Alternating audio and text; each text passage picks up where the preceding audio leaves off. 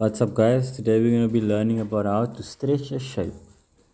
So first thing that we're going to do is open up a new document. Make sure that all the sizes is to your liking. Make sure that the raster effects is to the pixels per inch that you would like. I like to keep it high so that my quality is always high. And next we're going to choose the rectangular tool. Draw up a rectangle.